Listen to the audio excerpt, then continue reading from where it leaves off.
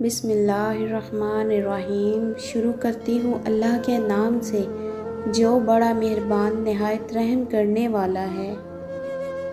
ایسی خوشبو نہیں ہے کسی پھول میں جیسی میرے نبی کے پسینے میں ہے، سبحان اللہ۔ جو بھی پڑھتا ہے ہو جاتا ہے دیوانہ تیرا، جانے کیا بات ہے قرآن تیرے سپاروں میں۔ اے سوئے ہوئے غافل انسان، غفلت کی نیند سے جاگ، تجھے یہاں سے آگے سفر پر روانہ ہونا ہے۔ جو کرنا ہے اپنے ہاتھوں سے کر لے، اس دنیا میں رہ کر اگلی دنیا کا سامان تیار کر، پھر تو قبر میں ایسی نیند سونا ہے کہ کروٹ تک نہیں بدلنی۔ مسافر تجھے ایسی جگہ جانا ہے جہاں سے پلٹ کر نہیں آنا۔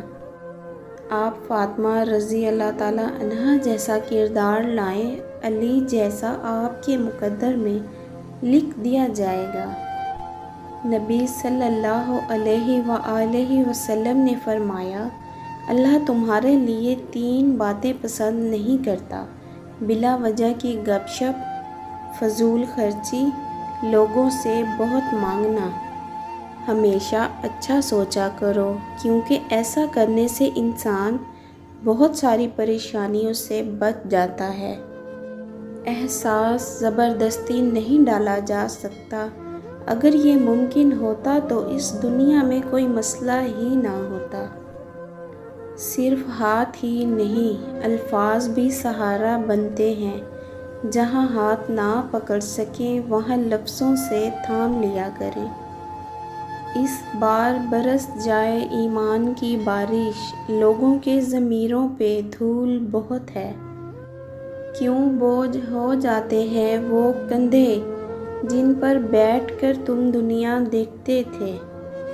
فرمان مصطفیٰ صلی اللہ علیہ وآلہ وسلم، 5 راتیں ایسی ہیں جن میں دعا رد نہیں کی جاتی، ان میں سے ایک عید الاضحیٰ کی رات ہے۔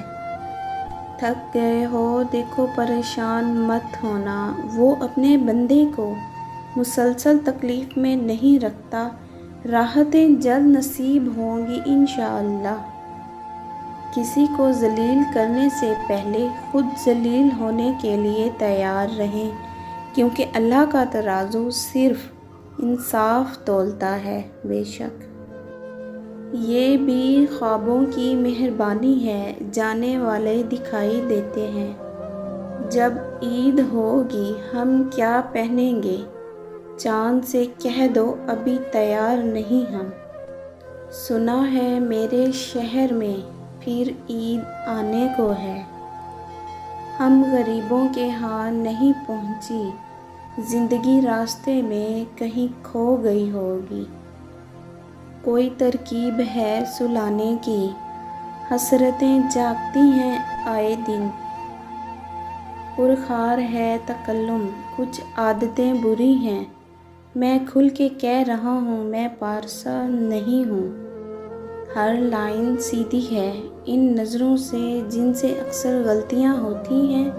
دوسروں کے بارے میں جلدی فیصلہ نہ کریں، کسی ایک لائن پر چند لمحے فوکس کریں۔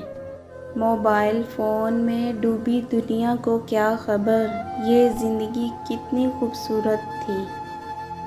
غریب کو خوش کرنا کتنا آسان ہے، تھوڑی سی روٹی اور تھوڑا سا سالن، اللہ جانے امیروں سے یہ کیوں نہیں ہوتا۔ بعض دفعہ لڑائی جھگڑے سے ایک قدم پیچھے ہٹ کر تباہی روکی جا سکتی ہے۔